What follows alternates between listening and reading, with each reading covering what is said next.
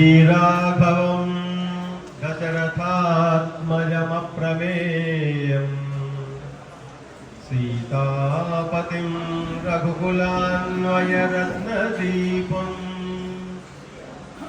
आजानुबाहुवरविन्ददलायताक्षम् रामं दिशाचरविनाशकरम् नमामि।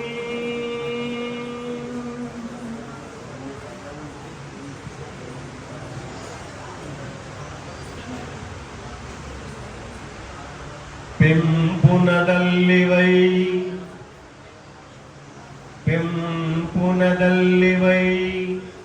కలుష బృంద సమాగమముందకుండ రక్షింపను తండ్రివై మెయివసించు దశేంద్రియ రోగముల్ నివారింపను వెచ్చువై కృప గురించి పరంబుదిరంబుగాగ సత్సంపదలీయ నీవెగతి। ఈ క్షేత్ర అధీశుడు శ్రీరామచంద్ర స్వామికి మొట్టమొదటి ప్రణామాలు సమర్పించుకుంటూ వేదిక మీద ఉన్నటువంటి పెద్దలు అవధానులు మాడుగుల గారు, అవధానులు బండకాడి అంజయ్య గారు, ఆచార్య వేణు, శేషం ఆచార్య వేణు మా సహోదరులు, మా చిన్నాన్న గారి కుమారులు, వారికి అందరికీ కూడా ప్రణామాలు తెలియజేస్తూ సభకు నమస్కారాలు తెలియజేస్తూ మెదక్ జిల్లా రచయితల సంఘ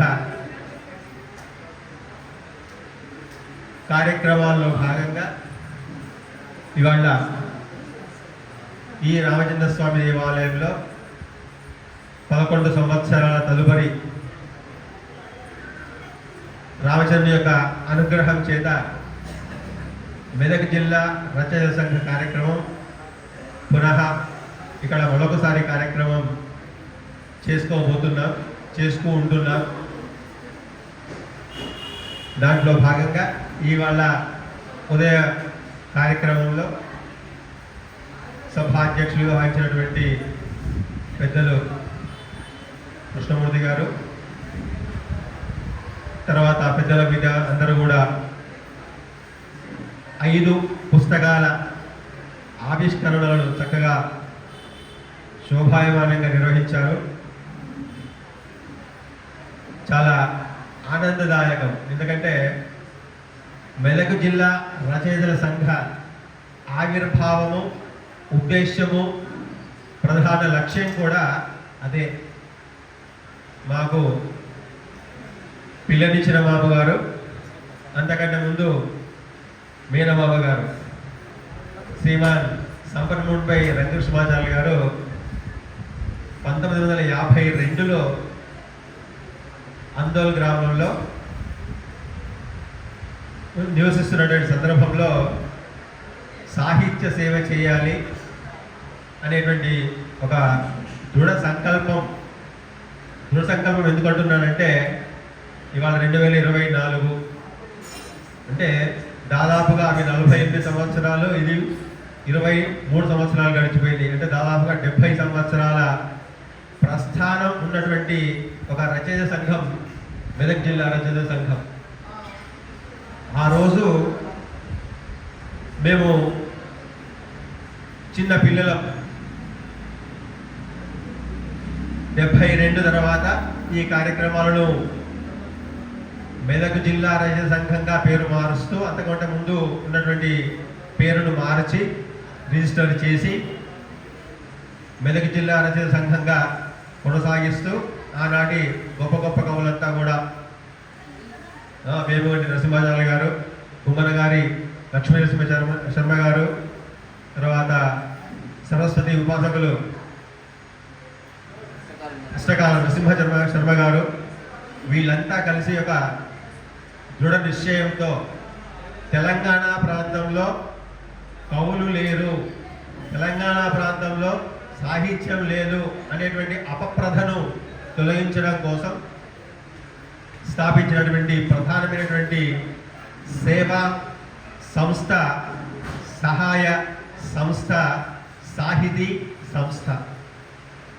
అంటే కేవలం కవి సమ్మేళనానికే పరిమితం కాకుండా రచయితలను ప్రోత్సహించి, ఇంకా ముఖ్యంగా అవధాన ప్రక్రియను ప్రోత్సహించి, మా మామగారు తర్వాత ఈ అష్టకల వారు అప్పుడప్పుడు చెప్తుండేవారు, మా కార్యక్రమాల్లో భాగంగా వర్క్షాప్స్ని ఏర్పాటు చేసి అవధాన ప్రక్రియను ప్రోత్సహించి అవధానం తయారు చేసినటువంటి లక్ష్యంతో పనిచేశాము. ఆ విధంగా మన అష్టకాల వారు కూడా దాంట్లో ఒకరు. అవధాన ప్రక్రియలో ఆ రోజు నేర్చుకున్నటువంటి వాళ్ళల్లో వీరు. అట్లా యువ కవులను, రచయితలను ప్రోత్సహించి వారి చేత కవితలను రాయించి, పద్యాలను రాయించడమే కాదు, వాటిని పుస్తకాలుగా ప్రచురించి దాదాపుగా 138 పుస్తకాలను మా మామగారు జీవించి ఉన్న కాలంలోనే వారు శతాధిక గ్రంథకర్త, ప్లస్ రచయితలను ప్రోత్సహించి, కవులను ప్రోత్సహించి వాళ్ళ చేత రాయించి,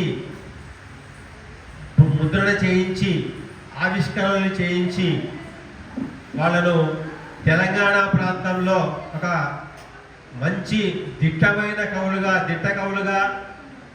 తయారు చేసినటువంటి నేర్పు, ఉద్దేశం, లక్ష్యం గల ఈ మెదక్ జిల్లా రచయిత సంఘాన్ని వారు దాదాపుగా 1986 వరకు చక్కగా నిర్వహించారు. తర్వాత ఆరోగ్య దృష్ట్యా దాన్ని ఇంకొకళ్ళకు అప్పగించినా కానీ వాళ్ళు చక్కగా నిర్వహించలేకపోయారు. తర్వాత మళ్ళీ వారి కుమార్తె అయినటువంటి చిరంజీవి లక్ష్మీ సౌభాగ్యవతి పద్మశ్రీ యొక్క ఉత్సాహం వల్ల, వారి నాన్నగారి మీద ఉన్నటువంటి అభిమానం వల్ల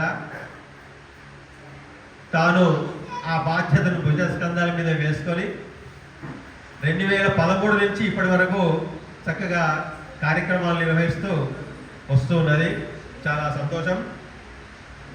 ఇక ముందు కూడా ఇటువంటి కార్యక్రమాలను రచయితలు, కవులు మీ అందరి సహకారంతో, అవధానం యొక్క సహకారంతో ఇటువంటి కార్యక్రమాలను మనం తప్పకుండా చేయాలి. మన భాషను కాపాడుకోవాలి. మన తెలుగు భాష యొక్క గొప్పతనాన్ని తరువాతి తరాలకు అందచేయాలి.